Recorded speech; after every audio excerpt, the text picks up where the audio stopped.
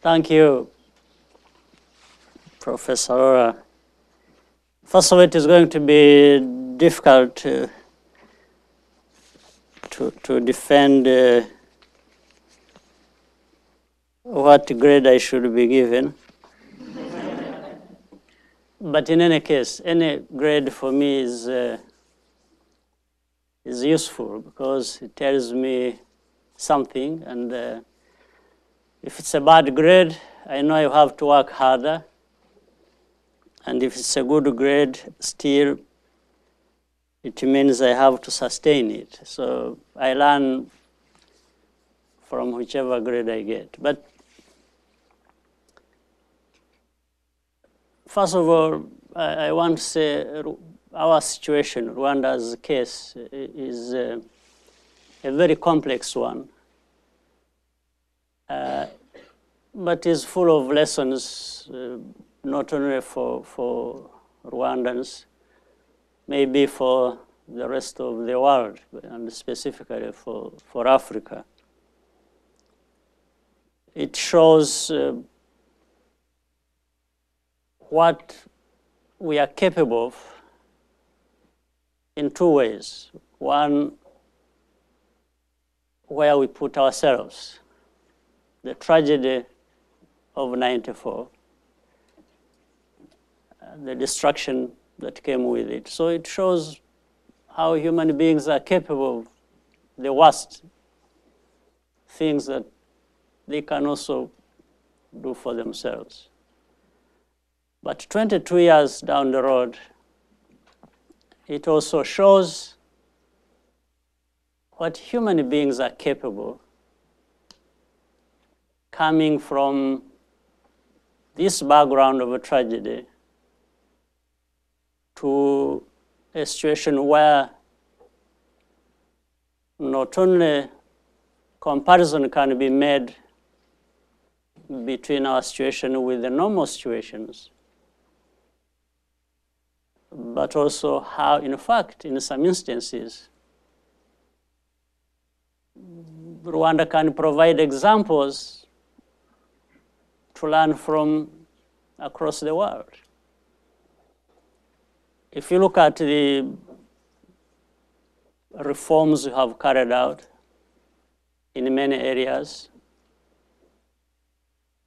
Rwanda ranking in terms of doing business by global institutions among the top, competitiveness of our economy among the top, and consistently.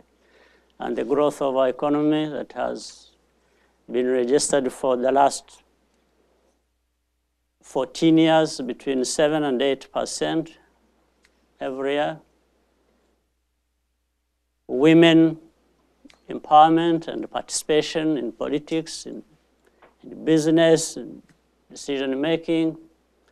64% of our women representing the country in parliament, 40% in the cabinet, between 40 and 50 in the judiciary, in the local government, mayors, women,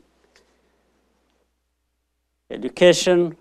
We talked about quality, which is very important, but I think there is quality to it as well. But if you look at the enrollment rates for primary schools, secondary, and now into higher education, the figures speak for themselves. So normally in education, there are two problems. One, you have, it's the quantity. It's how many people are you able to educate? But it's also the quality indeed, too. Well, we have places where both are a problem. And in fact, we started from a point where both were a problem. So we have tackled one impressively, and that is the enrollment rate. The other we are now working on and investing in is the quality of education. So the put together, still we are in a good place if you compare with many other countries who, in fact, should be ahead of us, given where we have been and the situation we have had to manage. In health, universal coverage we have of our people, among the best you have in the world. Again, working on quality. It's not just about numbers, it's also about quality that has to accompany that. And that, again, is also registering a significant increase year in, year out. So,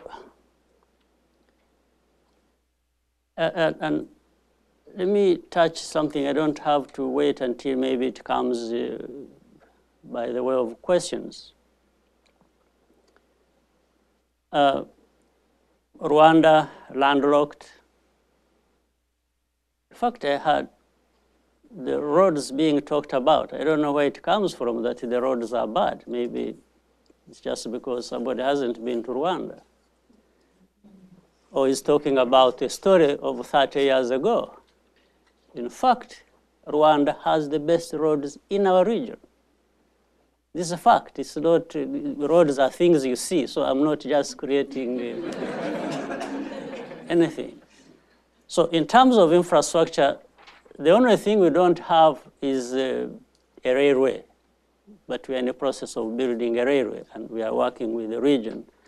We have a master plan for the whole region to build a railway connecting Kenya, Uganda, Tanzania, Rwanda, and Burundi.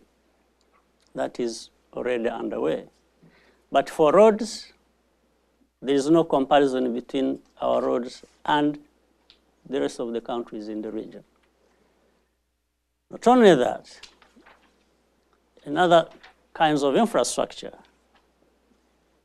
we have laid fiber optic cable across the country that serves every corner of the country. In fact, being rolled out to connect schools, administrative centers, or border posts, the ones that, the crossing points through which imports and exports move or trade. We have laid close to 4,000 kilometers of fiber across the country. The city of Kigali are now rolling out to other parts of the country, to other towns.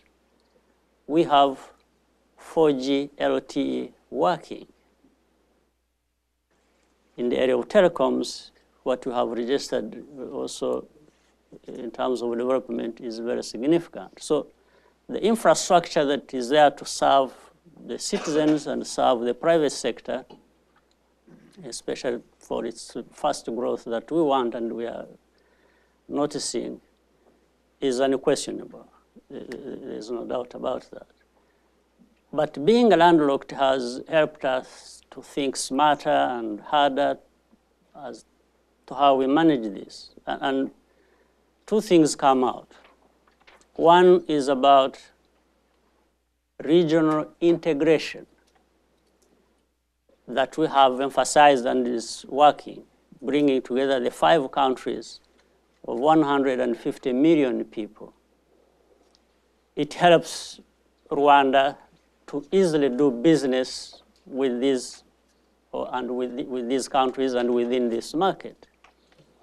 The second, we have targeted, again relating to competitiveness, is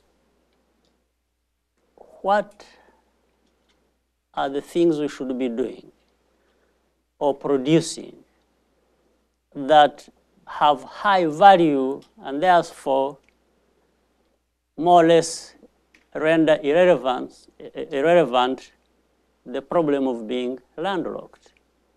In fact, that's why we have emphasized investments in technology, in services, in knowledge, because most of what you get from this is not that sensitive to how far you are from the ports that through which you have to export some of the things. So there is that in mind as to what we have to do, and it's complex, there's no doubt, but I think looking at the continued growth, and growth, by the way, that translates into development of our citizens. It's not just growth, again, in terms of numbers, impressive numbers. It's growth that contributes to development of our people. We have, for example, between 2006 and 2005-06, 2014, registered that we have managed to lift people out of poverty to the tune of 1.6 million of our citizens. And these are numbers we have cross-checked with other institutions that we work with, whether it's the World Bank or other institutions.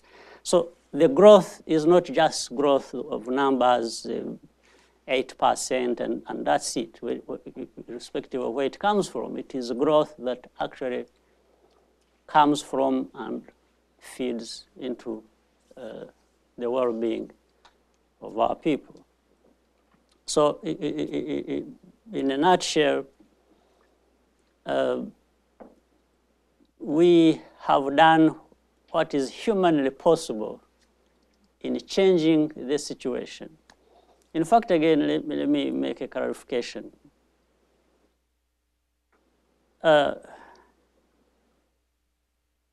Even with aid we have got, which has been very helpful,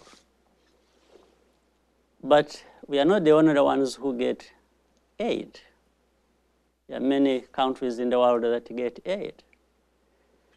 But how many make significant progress because they have been receiving aid?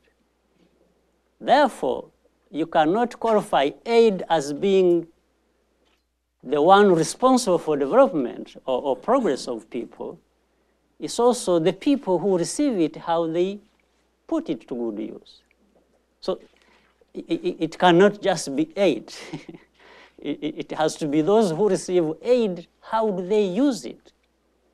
And if they use it to build the kind of foundations on which they should be able to stand on their own for their future well-being and development. So MDGs that were talked about, I was actually co-chair of the Mdgs Commission from the beginning to the end, with the different other leaders. At one point, the Prime Minister of Spain, another, the Prime Minister of Australia, the last was the Prime Minister of Norway. I was, throughout the years, the co-chair of Mdgs Commission. So from outside, there are things you get. But if you rely on what you get from the outside and don't do nothing from the inside, you are doomed. You won't make any progress. So MDGs were helpful as simply a framework and to guide us to things we need to do. But until you do those things, then you don't make any progress. So enough of defending my grades. I think I would just simply welcome any questions, and I'm always happy to be here. I'm happy to be back. I always find different faces, but always a pleasure. Thank you very much.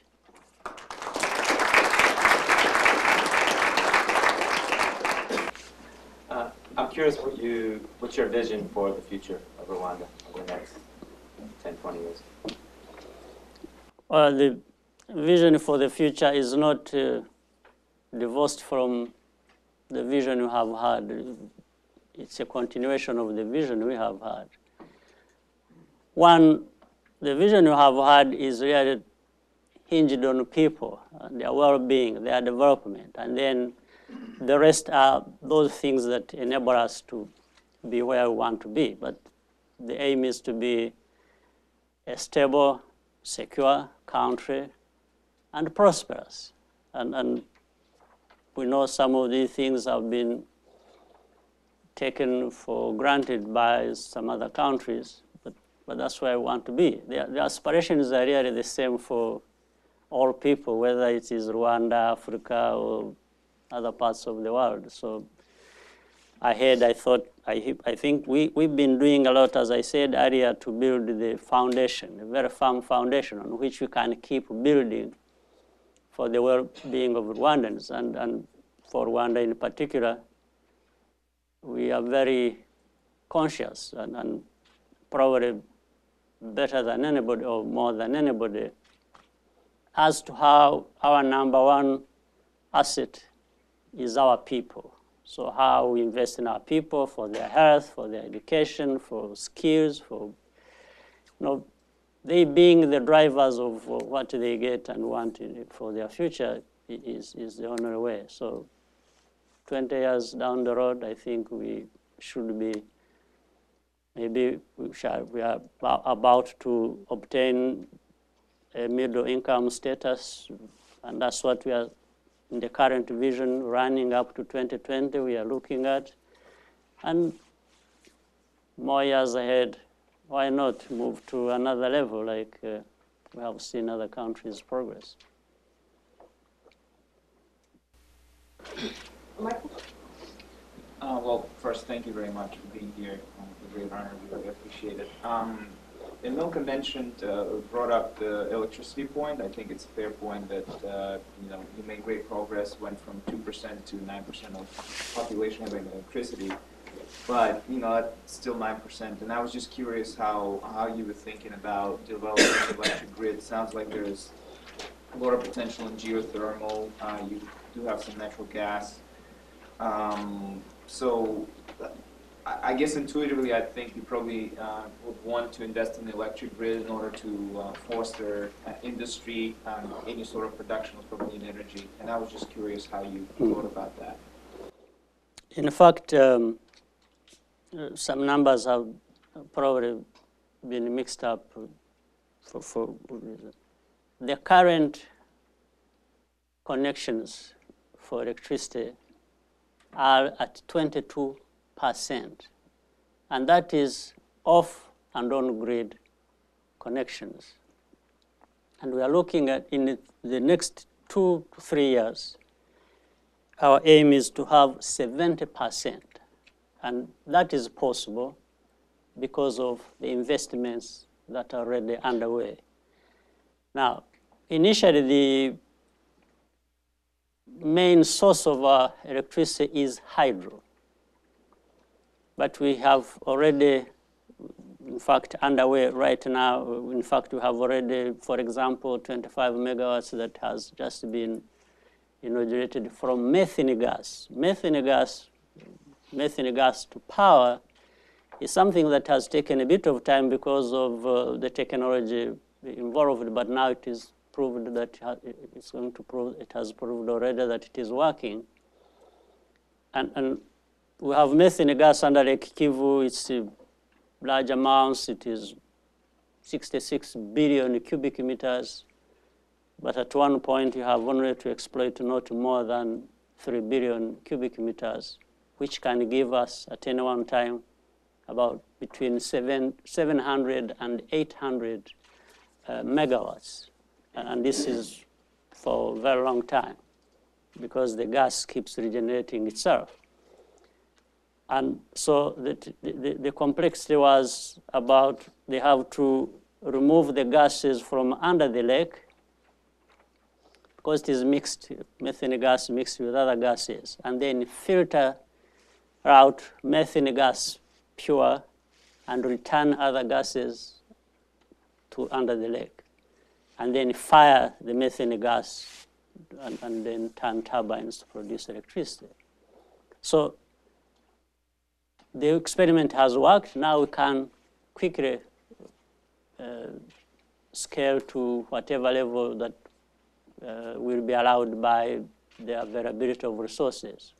So we have that one. So in 3 years, 2 to 3 years, we should be having another like 300, 400 megawatts, adding to what we have. And that's why it is easy to connect the 70% of our population, and probably more in between 2 and 3 years. So it's hydro, it's geothermal, which can give us about 90 megawatts, and that is underway as well.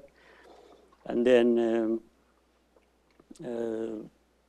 methane, and we are having solar. Wind potential isn't quite good in Rwanda for some reason. I think depends on which parts, but solar is going up. Look, I was wondering how your strategy kind of factored in the whole national identity building, and how important that was in kind of changing a lot of the programs that you came up with, at least in Rwanda. Yes, that's a very good question. In fact, I should quickly say what has helped us with the tragedy we talked about, which the case talks about and where we have come from, had its silver lining in a sense. It helped mobilize people, because simply there is no, even with the different sections of our population that were affected and had been, having problems of division and so on. After the tragedy, everyone took, note that nobody benefited from it. Not a single family, not a single individual. Everybody lost, whichever side you were from. So there was compelling need for people now to get together and say unity of our people working together is the way forward for all of us. So that has helped to mobilize, the people, and everybody is engaged. And that's why even some of the programs actually we carry out are easier to implement in our case than probably in many other cases that you may think of. There is that unit of purpose. There is that understanding that we have a bad history, everybody suffered, and nobody doesn't want a good future. So good politics, mobilizing people to work together, good policies coming together, I think have given us what we are seeing as very good progress and sustainable. Hello. Yes. So I come from Senegal, and so I was comparing Rwanda result with Senegal result, and I was really impressed by the result in education, where you were able to have 29 universities since from one in 1994. In Senegal, we have 10 universities. We have a long tradition of education and very strong support on that sector. So the success is impressive, and I guess there is some reason, underlying reason, very powerful underlying reason for that. And also, I thought that based on what is very specific to Rwanda compared to other African countries, we are both an Anglophone and a French country. I was wondering, do you see education as a sector in which you can become a hub of excellence for Africa, and that on which you can really be able to attract students from all African countries and build growth based on this sector? Sure. Yes, thank you. I mean, that is already happening in a number of ways. In fact, for example, Carnegie Mellon University has a campus in Rwanda, especially for master's level education, and mainly in computer science and so on. This is a program we developed with them and got support from the African Development Bank when we asked them to support it. And the whole idea was, again, to deal with the quality of education, and also it doesn't stop that our young people will continue to go abroad to study in very good universities that are there and so on. Certainly we want that to happen, that continues to happen. But we also wanted to make sure that we avail this quality institution as this one is, in fact, not only to serve Rwanda, but also to serve the region. In fact, the East African Community region has endorsed it as a center of excellence where most of their people will be coming to be educated and trained. So it's one of them. The other is Rwanda is now hosting the African Institute of Mathematical Sciences. It has, in fact, it has association with the Senegal again, as you rightly mentioned. In fact, there will be a conference in a couple of months, which I will be attending on that basis. So it's because of this. It used to be, the center used to be in South Africa. It has now relocated to Kigali, to Rwanda. But it's in that quest to create good institutions of higher learning, as well as feed it from the bottom. And in the end, if this turns it into a hub, so be it, we'll be very happy. But our main focus is to really make sure that our people, and together with other Africans who can also benefit from what we are benefiting from, is what we want to create.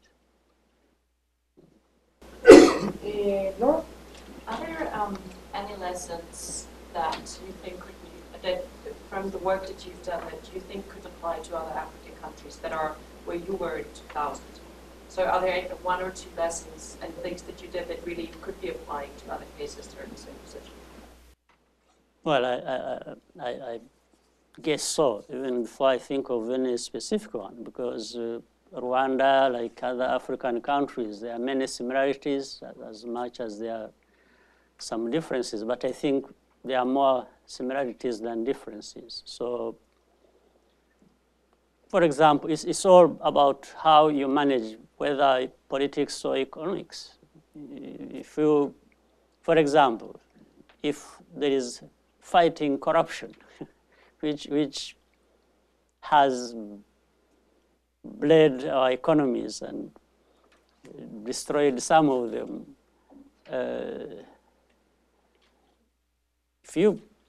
if the model we have applied of accountability from the bottom, the top, or top, bottom, then other countries can do that. Why not? It's all political will. It's whether you've decided and are committed to doing it, and it will happen. So I'm sure there are lessons to learn, as we have learned lessons from other places. The things we are doing, some of them have been experimental, but others we have right away picked from other places and applied them to our own situation, and things have worked. So if they can work for us from elsewhere, then from Rwanda, things may work for others as well. Sarah? To that point, we found it interesting that the Rwandan Development Board was modeled after Singapore. And also the goal of your Vision 2020 was to very much follow a trajectory where you become a knowledge-based economy by 2020. And so I was curious to get your thoughts on sort of how you chose to follow this development model and what challenges you foresee in following this development trajectory and where you might see the potential divergence. Right. Yeah, I have just said we've learned from other countries, from other people's experiences, and definitely we are very close to Singapore. We work very closely with them. In fact, they have participated in a number of things where they have helped us, given from. So what we do is like we go out and do some shopping. We go to countries and look at the things we like, and not only the things we like, but things that may work for us. And then we choose. So in our shopping process, we liked what we saw in Singapore. And so given the good relationship we had, we learned a few things and worked together, and some of the things shaped around that. And then, as again I said, for Rwanda, the number one asset is our people. So, and with the people, you just have to invest in education, in training, in their health, and then the rest, the infrastructure, all kinds of other things just help to propel whatever we want to do forward. Enter. Please pronounce it. Etienne? Yes. E-T-G-E-N. Etienne. I was looking at one of the exhibits from our case, and of course it ends in 2009, but looking at FDIs being just north of 1% of GDP, the stalling growth of exports between 2004 and 2009, and also seeing that the commercial lending rates have not really gone down below 16%, there will be a perceived sense that there's weakness in the private sector, especially towards export-oriented growth. How did your government and how did you actually manage to change that? It takes time. It has been happening over time. Private sector, like many other sectors in our country, have also started from a very low base indeed. But we have benefited from more people being exposed, and now the private sector level of effectiveness in our economy has completely changed and has been growing over time. In fact, we have also been seeing more FDIs coming in. Last year alone, we, for example, went up to 1.2 billion US dollars that came in that way. So from levels of about half of that earlier on. So it's a question of continued exposure, training, and we are seeing more people. In fact, fortunately also a big part of the investments in our country is also domestic. We are seeing more Rwandans making the kinds of investments we need themselves from their own resources or from wherever they get them. Let me get the last question to make it count.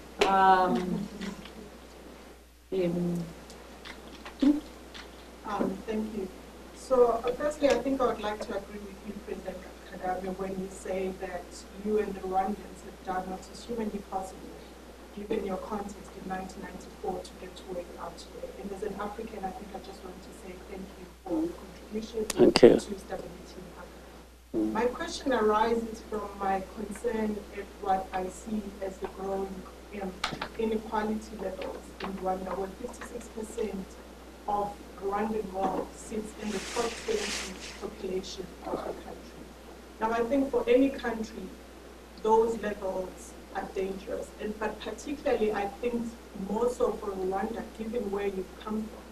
And I come from a country in South Africa where we have the highest levels of inequality, and I've observed that, I've seen the social ramifications of it, where our inequality is divided along racial lines. So I'm just wondering what your strategy is with your government to ensure that the economic wealth that you continue to benefit from your reforms actually do trickle down to the rest of the population, but also more importantly, that it is not based along tribal lines. Because I think then that has the potential to actually undo all of the work that you have been doing. For sure, absolutely. Well, I don't know what figures, the figures you are using are of when, but actually, 2011 figures. Yeah, the studies that came out, was it the beginning of this year or end last year? It was towards, we are now in February, so it was actually the end of No, it was in January. The statistics department, working with the World Bank, with UNDP, actually show that inequality has been narrowing very fast. These are the latest figures we have. But also to give you, and that's why I talked about growth actually feeding into our development. When I talked about 1.6 million people that were, for example, got out of poverty between 2005-06 and 2014, that shows you that, and let me, for me,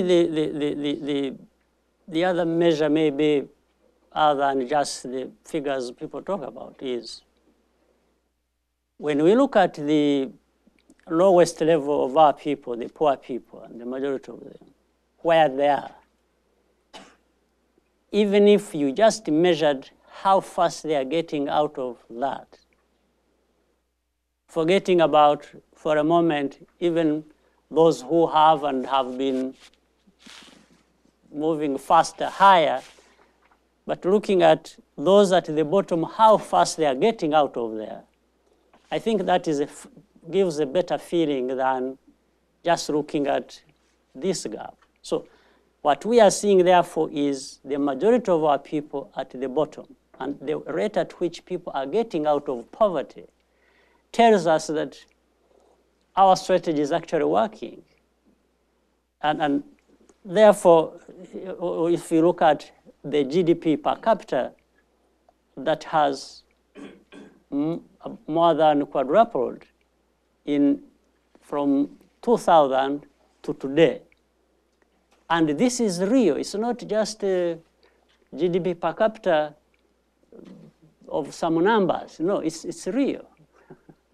It means it has been trickling to the individual citizens. We see the difference being made down there. Now, the last part, which I want to rule out absolutely, is whether the level at which people are getting better in their welfare and their well-being and incomes has nothing to do with the divide that has been there in our society. Absolutely not. That there's no trace of that in our analysis, in our knowledge as we know from one year to another as we have been moving forward. There hasn't been any trace of that. And we are conscious of that anyway, so otherwise we wouldn't be making any difference. Well, sadly, we're running out of time, and I do want to leave 5 minutes to see if we can take a group photo, but let me really, really thank you because I know you have a very busy life. Thank you.